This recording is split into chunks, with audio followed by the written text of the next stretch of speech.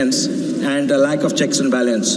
In 1991, India faced the worst economic crisis on the brink of sovereign default.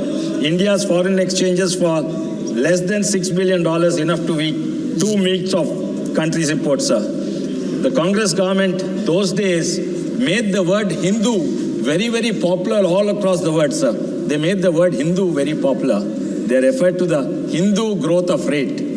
The Hindu growth of rate was referring to the abysmally slow rate of economic growth in India, and the banking and global economists, this was a popular term to refer to India. Everybody looked down upon India, sir. But 2 or 3% negative growth rate during your UPA times. There were 2 years negative growth rate. And please address the chair. And now our nation under Prime Minister Modi ji leadership is looked upon for the highest growth rate among the large and economies around the globe, sir. Pledging gold to shore up forest research. We have seen all this, sir. But Honorable Member Gaurav Gogaji also referred to devaluation, sir, of the Indian rupees. Sir, during that time, in 1 week, 2 times devaluation, total more than 21% devaluation, sir.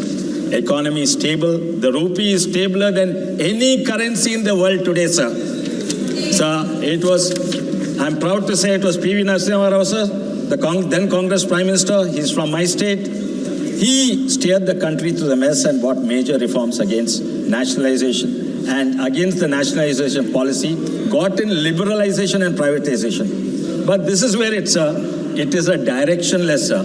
Once they say nationalization, once they say liberalization, and now again they oppose many contemporary economic policies, sir. It's the inconsistency and the lack of direction was the hallmark of the UPA governments, and this led to the tumultuous situation in the bank.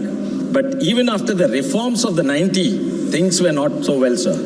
Sir, we remember, we all actually appreciated, regardless of which party, there was huge growth rate, sir, in the subsequent UPA government, but actually what was hidden was all the NPAs amounting to lakhs of crores, sir. They were unrecoverable loans hidden under different classification of NPAs.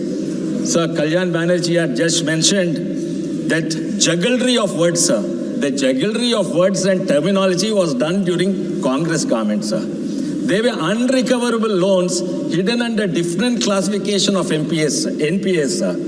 And everybody knew it. The bankers knew it, and the officials knew it, and of course the ministry knew it. But nobody had the courage to tell that the banks were totally bankrupt, sir. It's like the story, the emperor's new clothes, sir. Nobody had the courage to say the emperor is totally naked and the banks are totally bankrupt.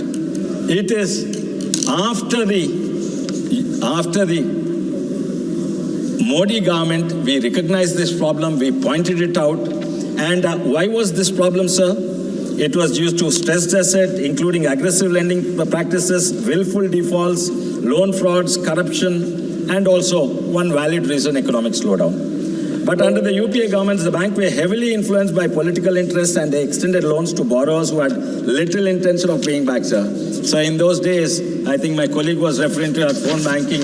If you wanted a loan, you don't run to the bank or the bank manager. You run to the MLA or MP or the minister to get a loan, sir.